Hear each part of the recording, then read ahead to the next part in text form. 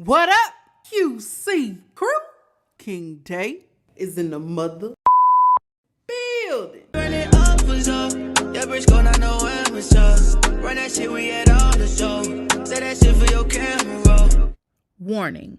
Everything said in this video and on this platform is strictly my opinion and all alleged. Here, we speak about hot topics on YouTube and other social media platforms for entertainment and conversational purposes only. Viewer discretion is advised. What it do?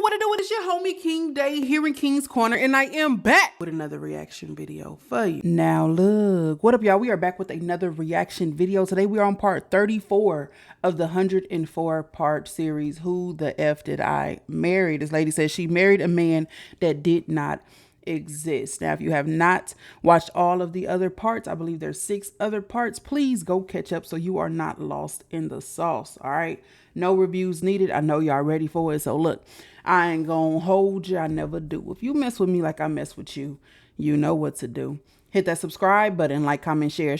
We're gonna get straight into this video. Let's get it. Let go. Part 34 of How I Married a Man That Didn't Exist. This is Mango. She is a little monster and she has been biting on my paper, biting on my pens. So she wanted to say hello. Okay, so the day prior, I had been in contact with my ex. I had extreme anxiety.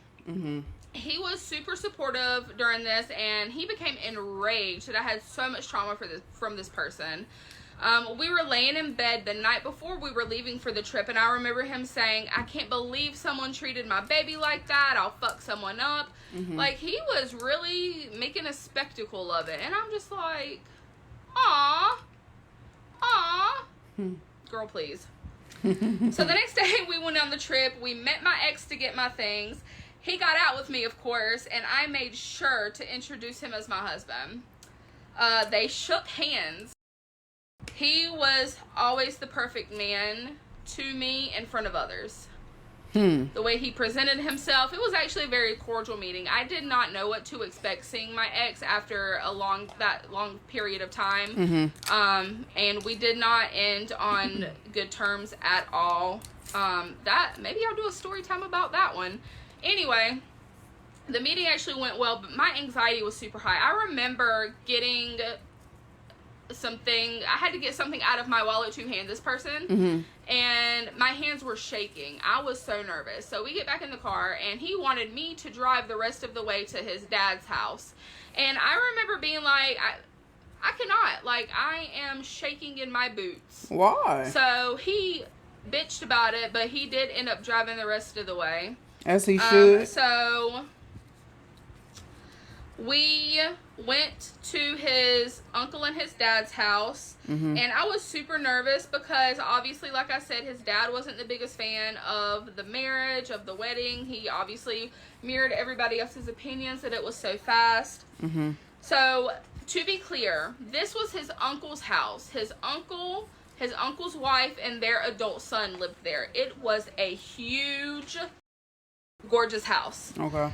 The dad lived in a trailer on the property. Now, this had been an arrangement for a very long time. Rob's father and Rob's uncle were brothers, obviously, and they were very close. And they have lived in proximity like this for a long time. So wherever the uncle moved, obviously Rob's dad was going with them, and it was just how it was. But he had his own separate living area, not inside of their house. So I get introduced to everyone. I felt so awkward. It was really awkward at first, I'm not gonna lie, and I'm an awkward person anyway, so I feel like I probably just made things 10 times worse, but I was just trying to be super sweet. I was obviously still trying to get the girls settled. The girls were with us. After that, we pretty immediately got ready to go get in the pool. They had an in-ground pool. The girls wanted to go swimming, so we were having a good time. His dad and I during this time were trying to scope each other out. So he was standing outside smoking. The girls were in and out of the pool. Rob had gotten in the pool. I had gotten in for a little bit. And me and his dad were having some short conversation. I was asking him a few questions. As the evening went on, I was starting to become more comfortable. starting to become more comfortable. I was talking to the aunt a lot. She was a person who was very creative and she loved Halloween. She had entered in all these like pumpkin contests. They were amazing. I'm telling you, like, professional. She was just, it blew my mind. So we were going through all of that. And then me and his uncle had been communicating. So after the girls kind of got settled down and went to bed, the five of us, no, 1, 2, 3, yeah, the five of us, we were sitting at the kitchen table and we had played a card game, and then they were trying to teach me how to play Yahtzee. I never got it. It's confusing for me. So we're just literally laughing. We are having a great time. Rob's dad was talking a lot to me. So they were asking a bunch of questions about my career, about my history, just about a lot of things. And I could tell that Rob's dad was liking what he heard. It really started to ease my nerves, and it made me feel like, okay, well, I shouldn't be nervous anymore. He's funny, but he was just one of those guys that have like a resting bitch face and you're not really sure about. That night, his dad gave us $200 as a wedding gift. And I was just very moved by that. That was super sweet. So Sunday morning came, and we all went to Cracker Barrel for like brunch. It was more like around lunchtime. Me and the girls were walking through the store that they have there. I was letting them, you know, pick out whatever they wanted, as I do. And we were sitting and having this brunch together, and it was so nice. And it was another one of those feelings of, this is where I belong. So later that night, we were not supposed to be staying another night. We were supposed to be coming back Sunday during the day because the girls had school the next day. Rob insisted that we stay another night. They needed to spend more time with their grandpa. He didn't want to leave. That meant us getting up at the ass crack of dawn the next morning at like 4 a.m. And you gonna have to drive. And driving back so the girls could make it to school. I didn't think it was a good idea. His mom was texting me pissed. But what have I said before? He was adamant, and you can't change his mind. So we do end up staying another night. And I had wanted to talk to Rob's dad alone. He was already in his, you know, house. But I was scared. But Rob kept encouraging me, you know, he's not going to bite your head off. Just go talk to him. Go tell him you want to see the old photo album. So I walked over to his house, and he came out. And I had asked him if I could see the photo album. He brings it out to me. So then we stand and we have a really good conversation. He started telling me about all the hell that he's been through with Rob, with the addiction, with him being in prison, with him bailing him out of jail once or twice, and that he just really had been sick of his shit, and he never thought he was going to get it together. He said that he was adamant that if Rob was to go back into active addiction with substances, that he was going to cut him off. We did have a conversation. I don't think at that point he knew how severe Rob's drinking problem was, but I did tell him that he did have a problem and that we were working on it. During this whole time of all these other things happening, we never stopped talking about detox and getting into treatment. It was always pushed around. So that's when Rob told me that he had been like observing me and seeing how I interacted with the girls and how I interacted with Rob.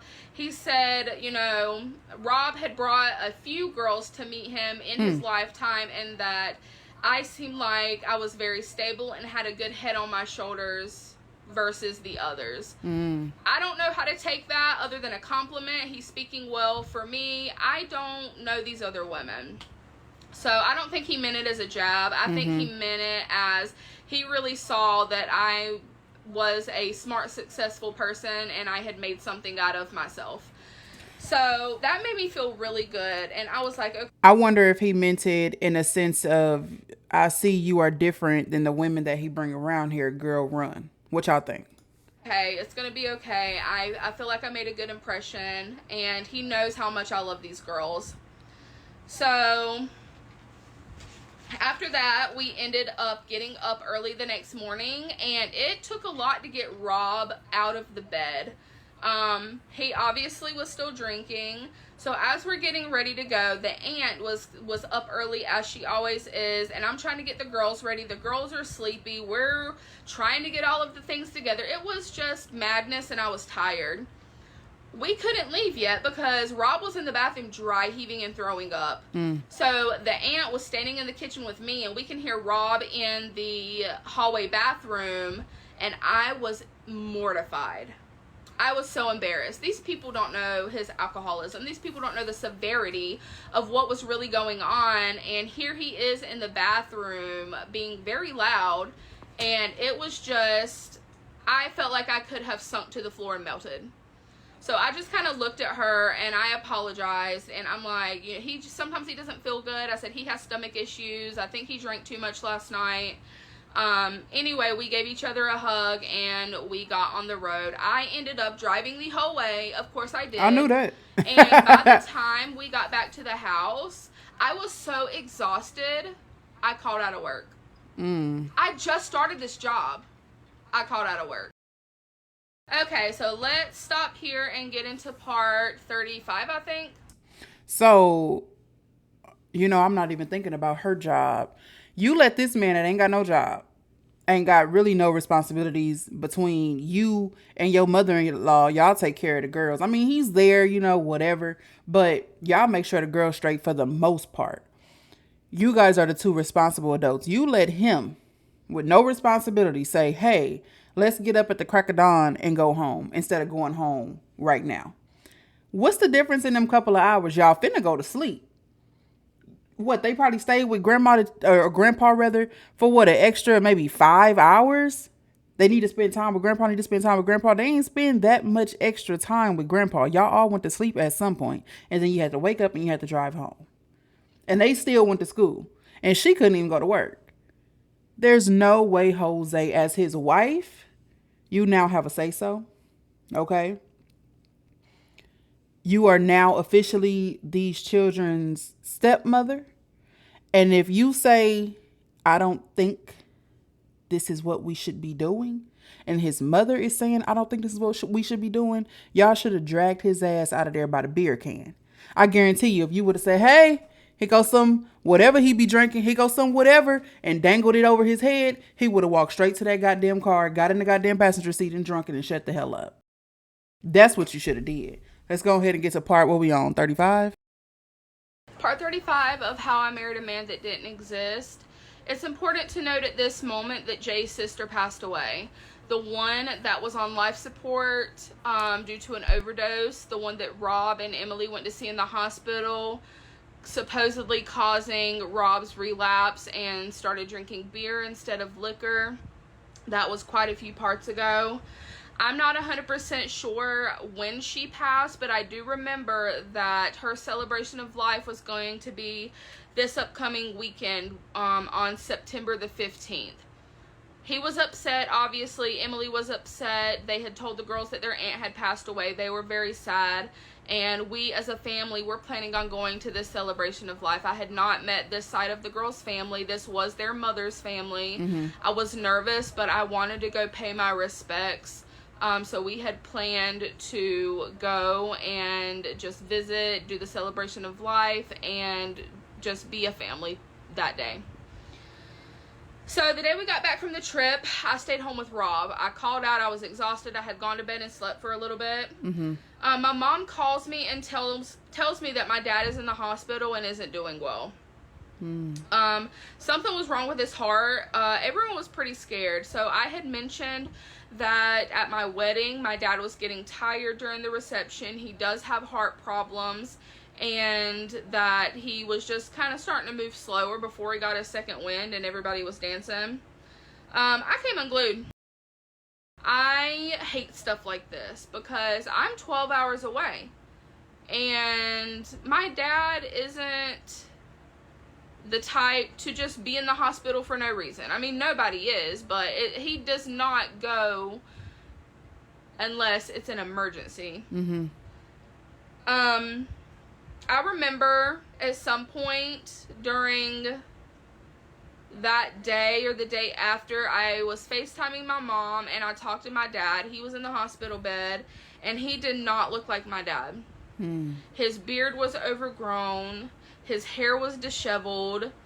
He looked old and worn. And my dad is in his 50s. He's like an older guy, but he looked like he had aged overnight. And I had never seen his beard that long before. And he looked very sick. And I remember telling my mom after I got off of FaceTime with him that scared me. And I had a very emotional response to that. My dad is sick. I was just trying to pull it together, and I was just an anxious mess for days. The doctors were running tests. They couldn't really figure out what was wrong at first. They thought that maybe one of the new medications he was on was causing these side effects. He hadn't been eating, and there was just a lot of things that had been happening. So I was back at work, and on September the 12th, which is important to say that was a Thursday, I'm having a panic attack at work. Like, I am in my office having a panic attack. And I texted Rob, and he said, "Baby, everything's okay, I promise." This is what I said word for word. I, just 5 minutes ago, went back and found the message. "No, it's not. Nothing is okay. I'm so stressed out. I feel like I'm going to pop. I'm constantly worrying, and today I'm bursting at the seams. You, my dad, bills. It's all sitting right on top of my shoulders, and it's crushing me. I need you to stop drinking and to step up. I can't take another moment of shouldering this alone." His response was, "I'm sorry," with the frowny face emoji. So at some point he called me and he was trying to talk me through my anxiety.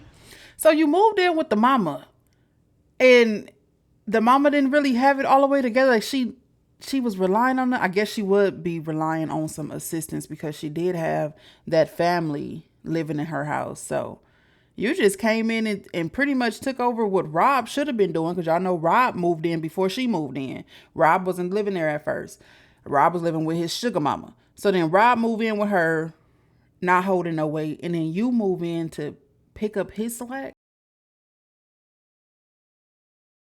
He said we would drop everything and go to North Carolina. That's the only thing I needed to hear. "Baby, let's go." We had made a plan to go the weekend of my birthday, which was September 21st. At that point, we didn't know if my dad would be still in the hospital, if he would be out of the hospital. We didn't know, but that was the time frame we picked. That gave me enough time to, gather the money we needed for the trip. That gave me enough time to give work some notice if we were going to be leaving on a Friday. So this was a couple weeks away, and I thought it would be nice to be with my family for my birthday. Even if my dad was sick, I would be there. And we weren't going to tell him. He didn't know we were going to come. So then out of nowhere, and I'm going to try to not use my notes on this. This man says he needs to ask me something.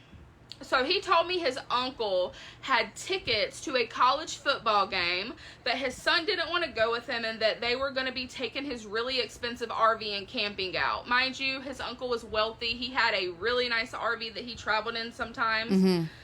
I was confused. While y'all was out of town? We had just gotten married.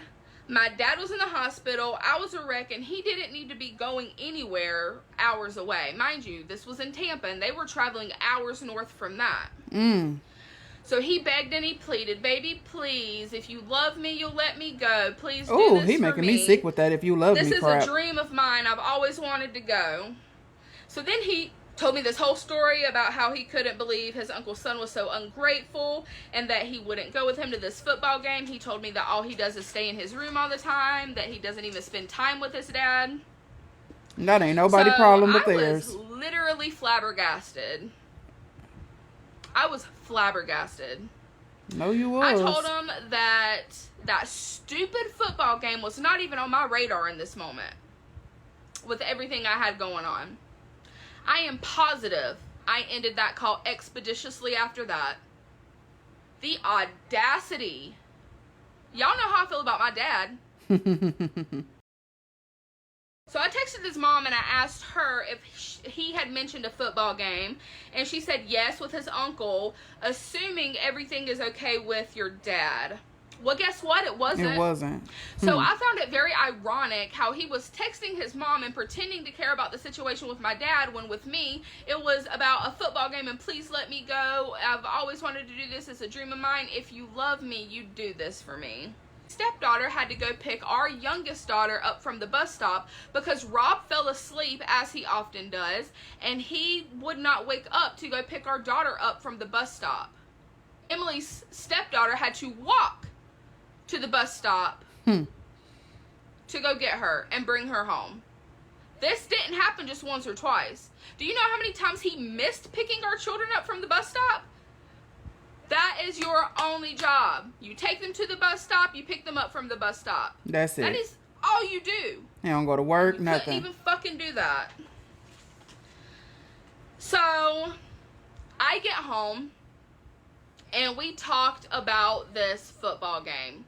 He laid out the plan for me. I'm going to drive up to Tampa tomorrow, which was going to be Friday the 13th. You got energy to drive? And I am going to stay at my uncle and my dad's house. And early Saturday morning, we're loading up in the camper, and we are heading out to the football game. And I don't remember where the fuck it was. I'll FaceTime you. I'll call you. When he gets his mindset on something, he's not stopping. I could not stop this man from going to this football game. I protested. I told him how stupid it was. My dad is sick. I'm a mess. I'm scared. He didn't care. We just got married. He didn't care. Why are you going anywhere? Hours away. Your daddy was not his problem. I was beside myself. What are you doing? That's a shame. So, Newlyweds. Friday evening comes, and he gets to his dad and his uncle's house, and he FaceTimes me. He turns me around. I say hello to the aunt and the uncle. I say hello to his father, and I felt a sense of relief, honestly. I'm like, oh, thank God. He made it. He's where he says he is, because that was a concern of mine. I don't know where he would have been, but with some other seemed woman? very sketchy to me. So, I rested a little easier that night. We ended up doing a movie night with the girls, me and Emily, and I was just trying to calm down, and I'm like, okay, well, he'll talk to me in the morning. I'm going to leave you guys here for tonight. I'm not going to talk about what happens next until tomorrow. All right, let's get to it, because I want to know. 36 of how I married a man that didn't exist. He and his uncle were supposed to get up early Saturday morning. I mean, super, super early, like maybe 5 a.m. so they could pack up everything and get on the road. I have a video call going out to him sometime after 6 a.m. and he didn't answer. I do remember sending him an actual text message, not on Messenger. I no longer have those, so I don't know what time. I had been trying to communicate with him and ask, how's it going? Are you guys loaded up? What time are you supposed to be at the football game? Once it got a little later in the day, I had been asking his mom if she had heard from him, and she said that she hadn't.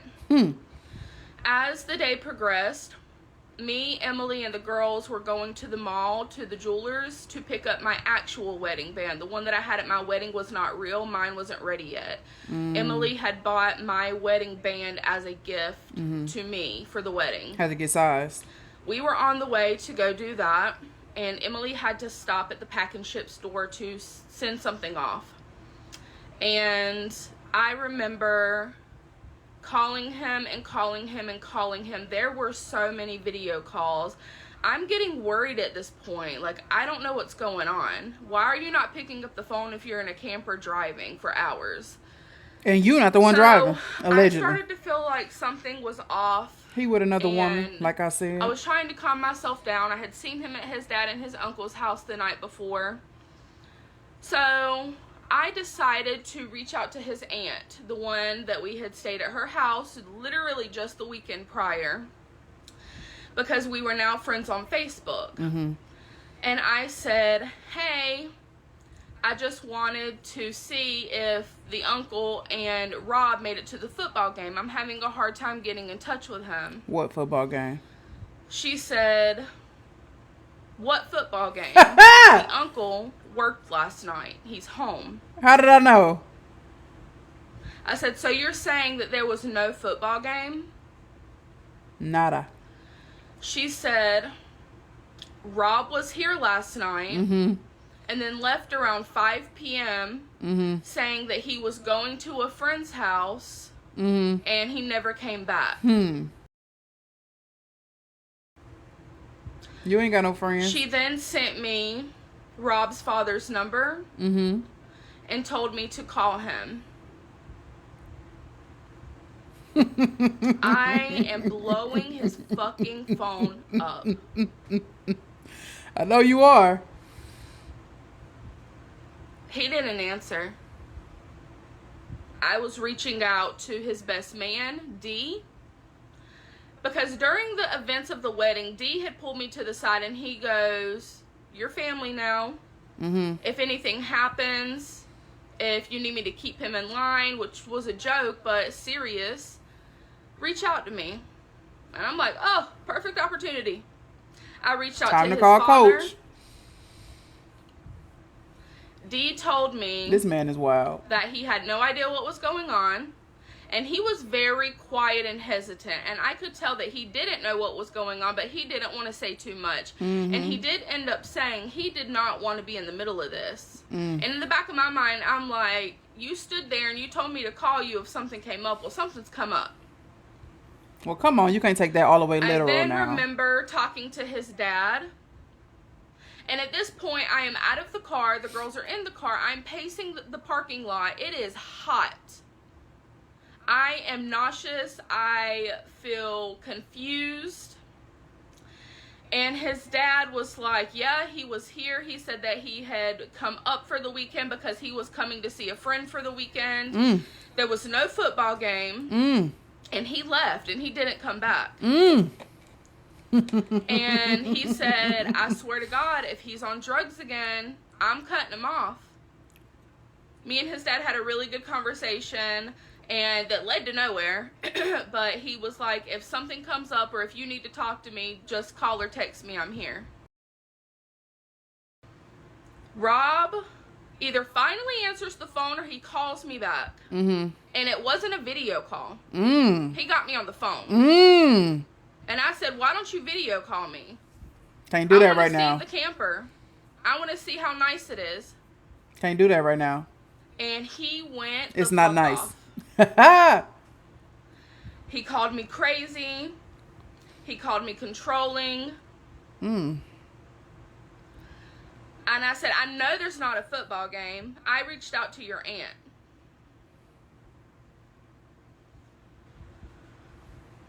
He lost it. Who the fuck are you? Your wife? Why are you reaching out to my family? Don't you ever fucking do that again. You're so fucking stupid. Ooh. Why are you trying to ruin my relationship with my family? Ooh. Don't you ever fucking do that. You have no right. Ooh. I swear to God, if I ever find out that you've reached out to them again, you're not going to like what happens. Oh, my. I was... taken back. I felt like I was in the Twilight Zone. I said, you introduced me to your family. She added me on Facebook. You disappeared. I have every fucking right to message whoever I need to find out where my husband is.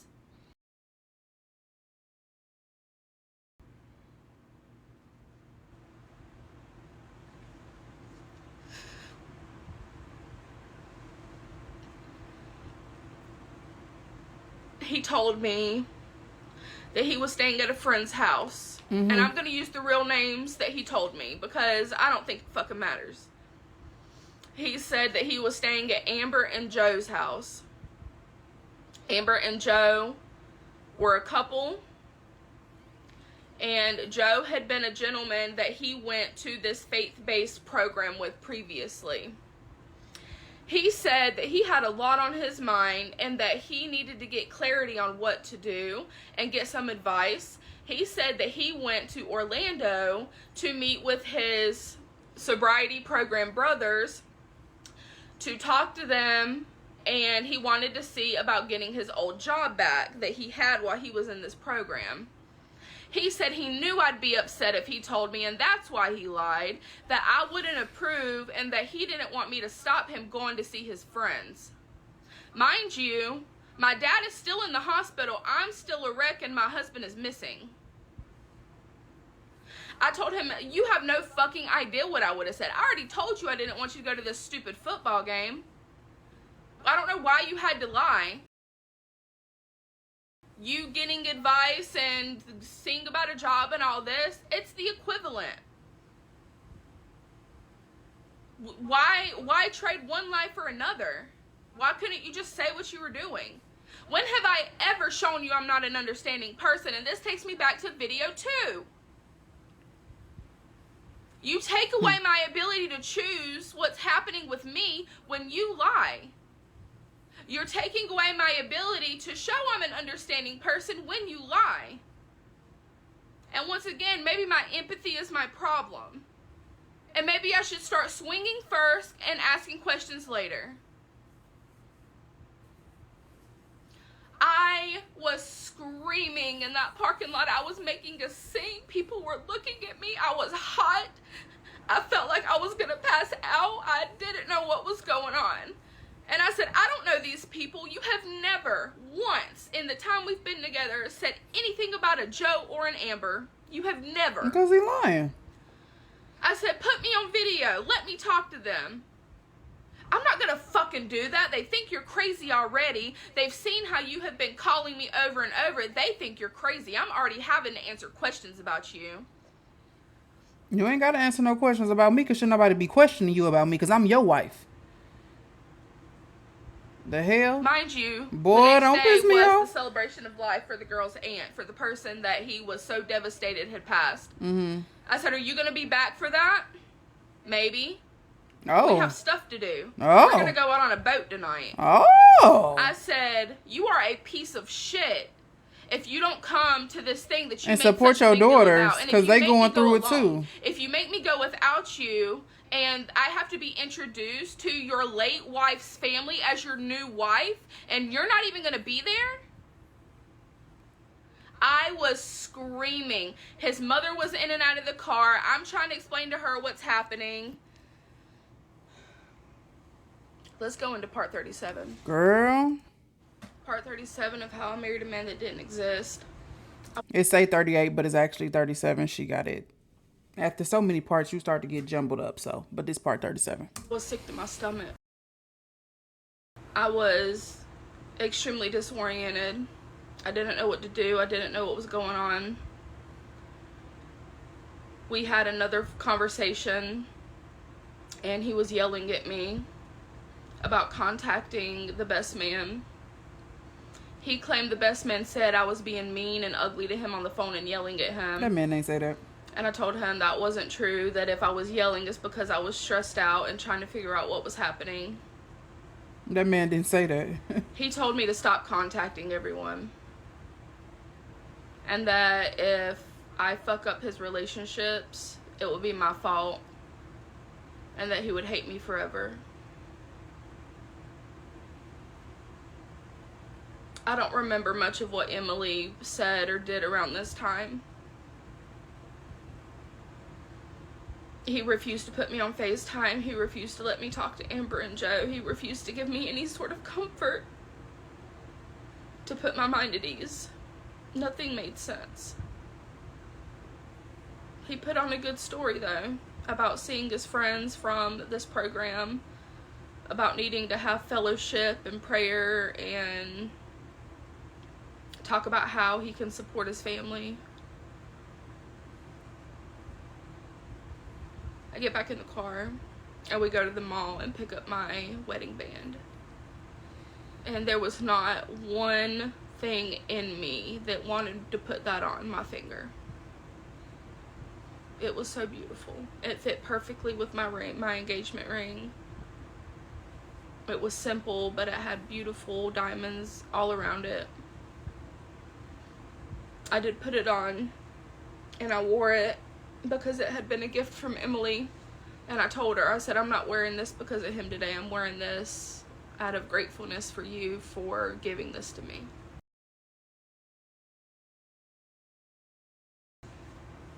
We went home after that. No, we didn't. We went and got ice cream after that with the girls. And I remembered so vividly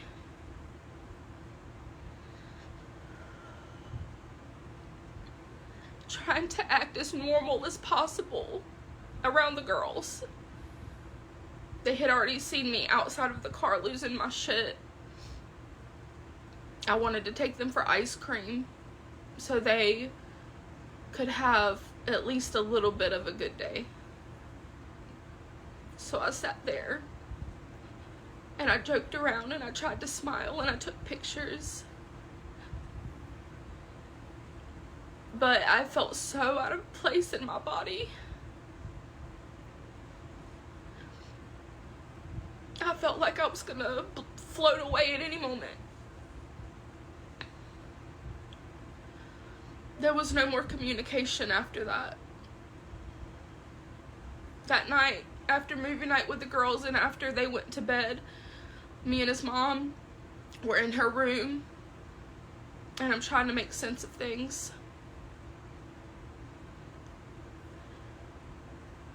I don't remember if he had reached out to her at all during this point.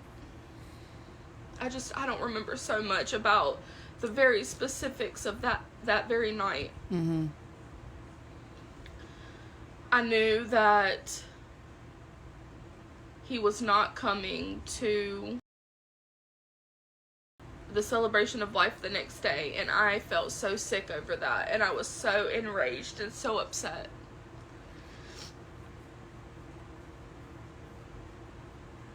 And his mom couldn't understand what was going on. Why He she wouldn't pick couldn't? up the phone for her either. I couldn't eat. I couldn't sleep.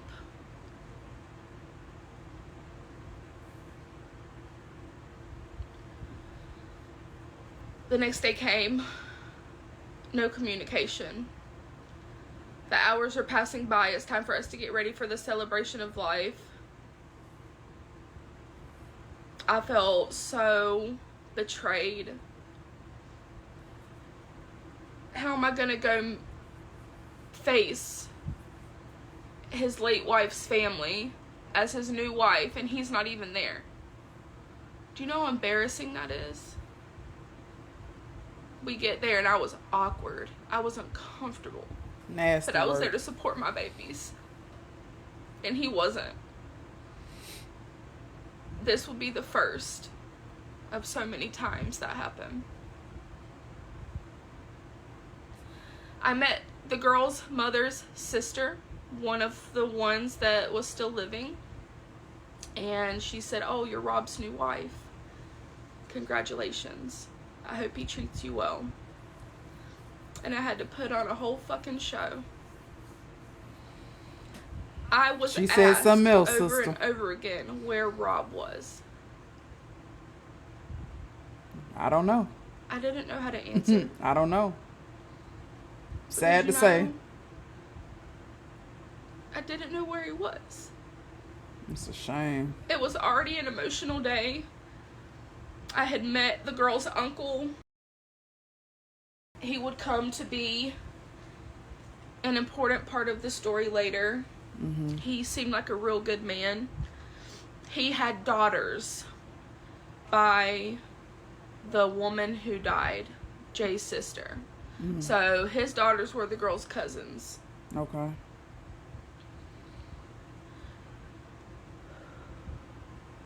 It came time for the speeches and for people to talk about this woman who had passed away. Her kids spoke, which was heartbreaking. Her sister spoke, her other siblings, family members and friends gathered around. And as they spoke, I remember and I stood there and I cried. Not because I knew this woman,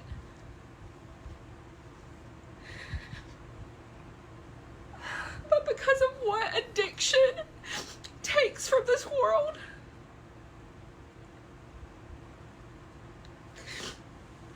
And in that moment, the only thing I could think about was my sister and my husband.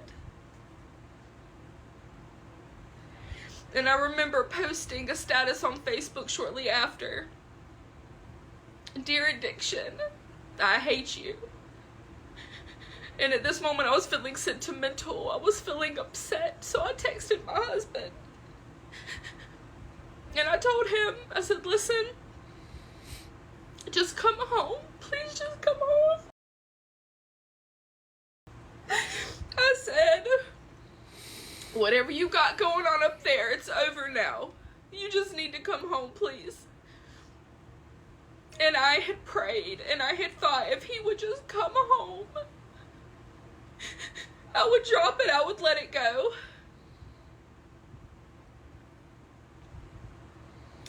The day was over, and I'm a wreck, I'm a mess. I hadn't eaten anything. What I was eating, I was throwing up. Later that night, we hadn't heard from Rob in well over 24 hours. I'm calling his phone over. It's crazy for him to go ghost like that. It's going to voicemail. He's not picking up. I'm calling the best man. He's like, I don't know what's going on.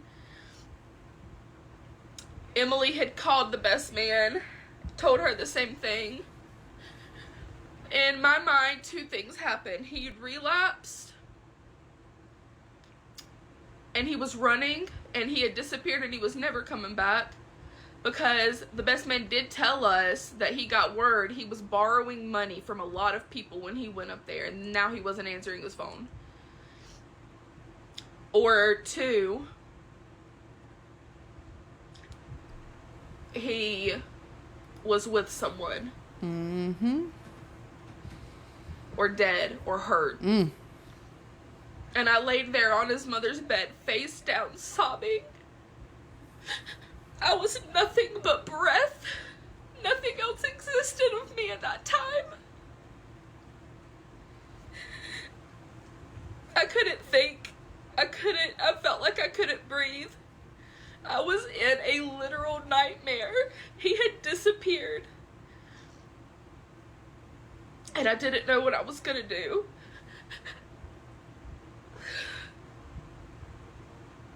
I didn't understand. He knew the stress it was putting on me.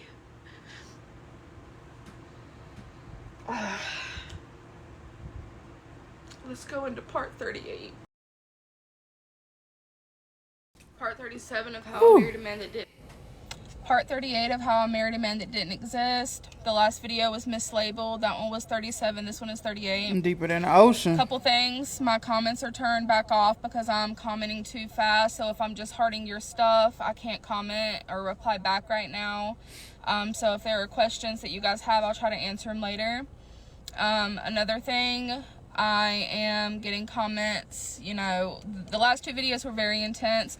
I want to say I'm okay. Like, I'm not over here, like, unraveling. That is a very difficult part of my story to tell, and that's the first time I've said it out loud. There are things that come later that are worse than that, but that was the initial breaking of everything, and that is the most traumatic memory to me, because that was what started everything. So Monday morning came and I had to go to work. I was not functioning. My eyes were swollen. I had bags under them. I had not really slept for days. I had not eaten. I had been constantly throwing up. My body was shaking. During this time, his mother was like wrapping her arms around me. She cried literally with me. She cried on top of my head as I cried in her chest. My body was shaking uncontrollably. It was just, the anxiety was so high, I felt like I was going to pass out. I don't think my body has ever been in such a distressed state before. So Monday came, and he decided, I guess, that he was coming home. So I had to sit at work and deal with the anxiety all day long, and I was just nervous. We had some communication Monday when he said he was coming home. So he apparently had a call with me probably Monday morning, and right after I had texted his mom. The text messages read, "He's not sorry. He's about to call you," or so he says. Says he doesn't want someone controlling him, and that if I come home and argue, that he's leaving. He's so cold. I'm filled with anxiety. I have nothing inside of me. I remember this day. I remember feeling like this. And I remember our conversation. I was pleading with him. And I would get angry. I would go between literally sobbing from confusion and hurt to being so angry at the things that you've said, the things that you did. Now, mind you, there were some slips of the mask before this point, but remember the intense love bombing. He had never spoken to me that way. This was the first time I became scared of him. Because when he said that about his family and the way he spoke to me after I reached out to his family, it was almost like he was a completely different person. Like, his voice didn't even sound the same. It was so cold and calculated. And I remember him being very adamant in saying that, oh, I'll come home, but if I come home and you come in with an attitude, or if you come in trying to start something, I'll get my keys and I'll leave. I'll go back to where I was. Threatened to leave. So he was already manipulating and ain't my bringing nothing to the response, table. my feelings, and how I was going to react to the situation. So I could not live off of this confusion. It was so disorienting. I had to get answers. So in that moment, I had already started trying to water myself down to try to be calm for him. So when I came home, I could do my best to fit in the box he was trying to put me in so that I could at least try to get some answers from him.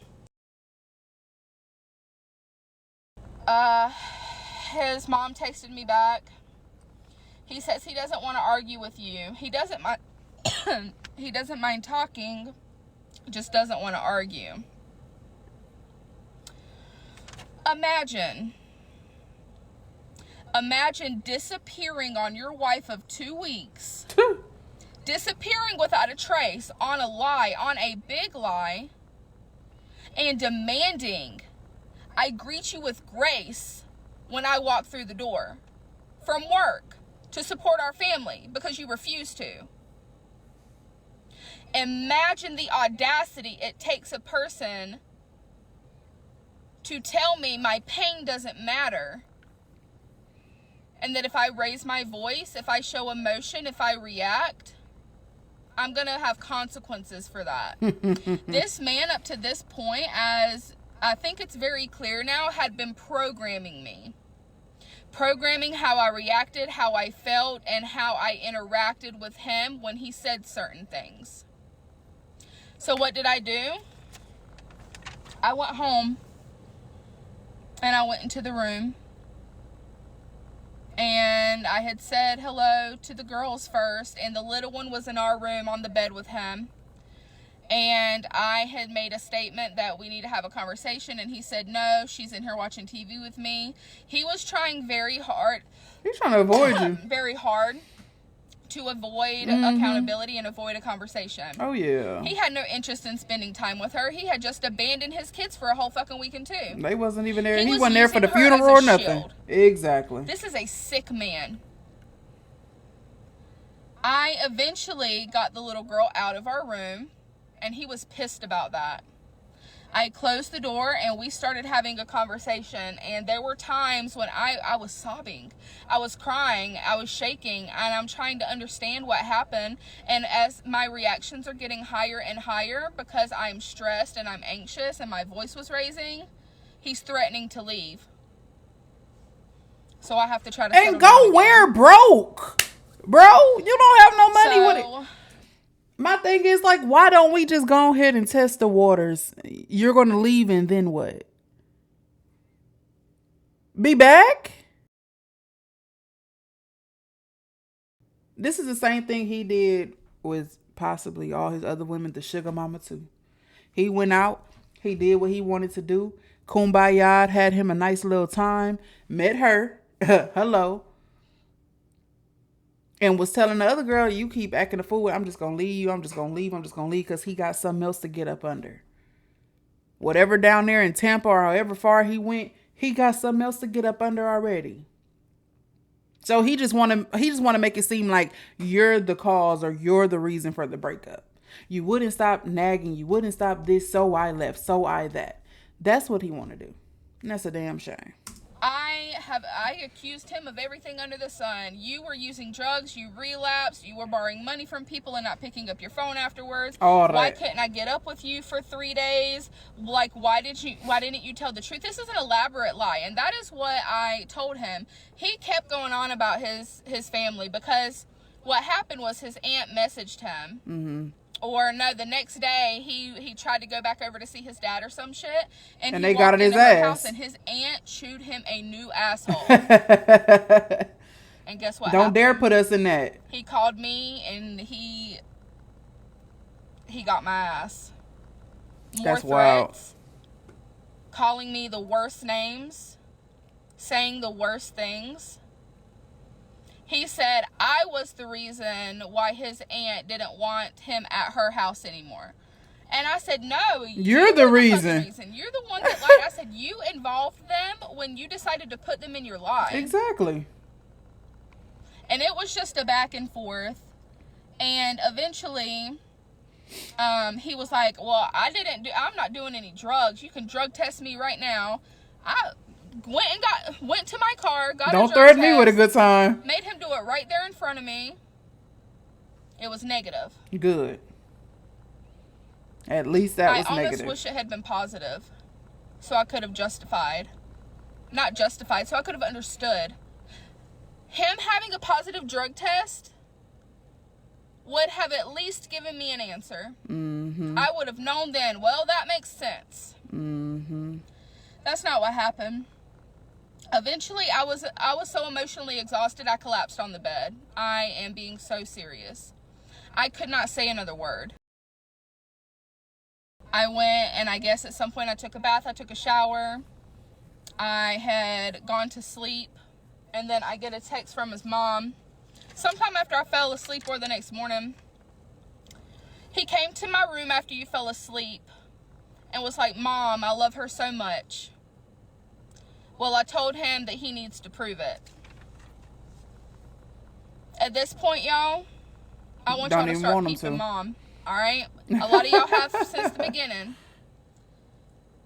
I want y'all to start listening to the things that she says and the things that she does as the story progresses. Mama wasn't right from the beginning. I ain't never elaborate on Mama, but Mama was never right in my book. Baby, that's her seed. All that want to confront him and hold him accountable and da-da-da-da in front of you, baby, that is her seed. The apple do not fall far from the tree. Also, another thing, if you don't want to listen to like a 50, 60 part series, which this might be, you don't 50, have 60. I've already addressed this once. Baby, this is 104. Leaving comments on my shit if you don't want to be here. They want to be here. All the beginning part was me building the story. This is the part where shit's getting real. It's getting real. And I have never told this story out loud before. And this is difficult. Thank you to everyone messaging me, sending me comments. Like I said, I'll reply when I can. Let's get to the next part. Part 39 of How I Married a Man That Didn't Exist. During our conversation, when he got back, he told me that he had gotten a lot of advice from his sobriety program brothers. He decided he was moving up to Orlando at this point. He said that he had talked to the owner of the company of the job he had up there, which was a windows and door company. He worked at this company when he was in the program the last time he was up there, and that the owner was giving him his job back and had hired him. He said he was going to be staying in Amber and Joe's spare bedroom. I was like, so these people are just going to let you stay in their house for free? And he was like, well, we have an agreement that once I start working and I start making money, I'll pay them a little something. And I thought that was stupid, considering you have a whole ass house here. You know what I'm saying? You ain't paying nothing. In which we have bills at. Boy. And that those resources need to be going to. Boy. And you're going to be living in a stranger's house, well, a stranger to me, and giving them money. Like, make it make sense. Hello? And I told him, I said, there's work in this area. Like, why don't you stay here? You could find a job. I don't understand. And he was like, I'm tired. I don't want to work in construction. There's nothing out there for me. So it was just like, it was a struggle. Mind you, I was emotionally drained. Like, it felt like I was fighting to just take my next breath at this point. So I threw a fit. I told him he was completely selfish to move hours away from his family and that we needed him there. He didn't do much, but he did take the girls to the bus stop. And honestly, being a single parent of children that are not yours is taxing. And I say that in the most loving way. And the only reason I say it like that is because those were his children, it is what and it he should is. have been there parenting with me. Yeah. I considered them my daughters. But for the sake of really giving the picture of what the hell he was about to do, you're leaving me with your kids? So I was like, we literally just got married. Like, it has been a few weeks at this point, and this was insane. So he said this was the best opportunity for us to save money so we could get to Connecticut. He said that he didn't want to be in Florida anymore, and the faster we save up this money, the faster that we can all get out and we can create this beautiful life in Connecticut. We could be around their other family. He just really tried to sell it. I was still protesting. I'm like, I don't care. I was like, I'll take on a third job if it means having you here. Like, don't you understand? A third job. So he said that it wasn't up for discussion and he was going. I really started seeing a much different side of him. You have to remember, like I said, there were cracks before, but there was still intense love bombing there, and things had not been as bad as they were progressing to be at this point. He said that was final. When he puts his mind to something, you can't talk him out of it. I felt like I was having an out-of-body experience, truly. I felt so disoriented to the day, to the time. I felt like, I can't describe to you how I felt. How could he abandon me alone with his children and his mother and run away? I had moved my entire life over here. Well, the same thing he did with his sugar mama. I left my career in Fort Lauderdale, 2 full-time jobs, left my apartment, and moved 2.5 hours west where I knew nobody but him.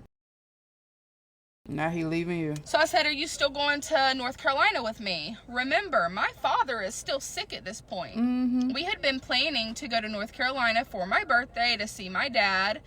And his reply, I'll think about it. I don't know. I don't think so. I lost it. In that moment, it was almost as if his eyes glazed over. I was looking at a different man. That's not the man I married. Most definitely. The man I married had a lot of problems, upset me, lied, betrayed. But I didn't know the man I married to be cruel like this. It was really scary watching that transition happen in that moment when I was already in such an emotionally heightened state. I told him, I said, you promised me we would drop everything and go. He was cold and he didn't care. I said, you promised my dad you'd take care of me. You made a lot of promises to a lot of people. And it didn't matter. He don't care nothing about none of that. So it's important to note that during this time, he was still supposed to be going to detox. He decided he'd rather go to the hospital instead, but he never went. This was constant. I can't even give you a timeline of exactly when these conversations were happening, exactly when this fighting was occurring, because it was so frequent. He would get our hopes up. Okay, I'm gonna go. Maybe he would pretend he was going, and then he literally just never would. And it was always tomorrow.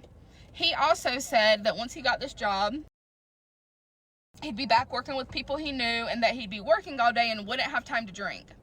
That's literally what he said. Baby, you gotta have an off time. I felt defeated, unheard, again, betrayed, again. but mostly I felt abandoned. I asked when he was leaving.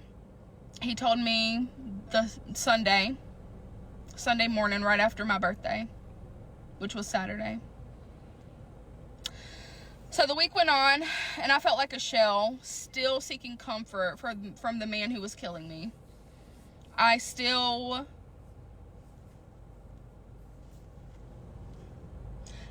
craved to be in his arms. I still craved to have him hold me and comfort me. And after seeing his eyes change like that, and it scared me so much, I was trying to do everything possible to find some sort of softness left. I didn't know where else to find comfort. And I thought if I stayed quiet enough, and if I behaved enough, and if I went along with what he wanted, he would be soft with me. Crazy. And maybe my anxiety wouldn't eat me up like it was. More money, more beer, more excuses. For my 32nd birthday last year, I didn't ask for much. I never do. All I really wanted was a home-cooked meal. I wanted to be with my family at home, and I wanted to spend time with the girls. One of the girls was grounded at the time. She had been in trouble for some bad grades, and like I said, their grandmother was pretty strict, but I had convinced her to let her come out of like being grounded to spend my birthday with me. Dang, she was that strict? And to play Uno. Sheesh. Like that's literally what I wanted. Sheesh. I asked well in advance, probably like a week or two in advance, that I wanted a handwritten letter from Rob. I knew he didn't have the financial means to do anything else, and I didn't need anything else. I didn't want anything else. One thing about me, girlies, anything I require, I can provide. I've always been like that. If I wanted it, if I needed it, I could get it for myself. It's never been about material things. I wanted to hang on to something. I wanted a letter to know that he still loved me and that there was still hope for this. So the morning of my birthday came, and all day I patiently waited. I had given him plenty of time, like I said, because I didn't want an excuse. So the family hung out and chilled all night, and then we played the game. We had dinner. He cooked on the grill. We had a cake. I'm gonna insert a picture. And the day ended, and I gathered enough courage to ask him about my present, my letter. He said that he hadn't written it, that he would write it while he was away because then he would have time to do it. He wasn't doing anything all day long, as always. He would bring it the next time he came to visit. Imagine that, coming to visit your home with your wife in it and your children. My heart was broken. But when it's time to go to rehab, oh, you miss me, you want to be up under me, you don't want to be away from me, but yet you can move away for a job and come visit. That's crazy. This man who showed me in the most beautiful words that he loved me in the beginning and love bombed the fuck out of me, no longer had any words to spare. Not even a sentence. After everything that I held beautiful in his life. This was the day that my spirit started to crack. Part 40 tomorrow. That's crazy. Y'all already know. We're going to go ahead and take a little intermission. We're going to be back here tomorrow around the same time. Y'all drop y'all thoughts and comments down below. Since we are trying to get through this series, I'm trying not to pause it as much. I only paused it a couple of times, say what I needed to say. I didn't want to keep talking over her. I didn't want y'all to miss no parts of the story of me trying to get my little thoughts out, but he was pissing me off today. Yeah, Rob was pissing me off today, so we're going to go ahead and take a break. I will see you guys tomorrow. If you like videos from me and you want to see more is to come. Don't forget to like, comment, subscribe, share, because right now, King Day is out. Peace. The motherfucking building. Run it up, was up. Your bitch gon' not know when was up. Run that shit, we had all the show. Say that shit for your camera roll.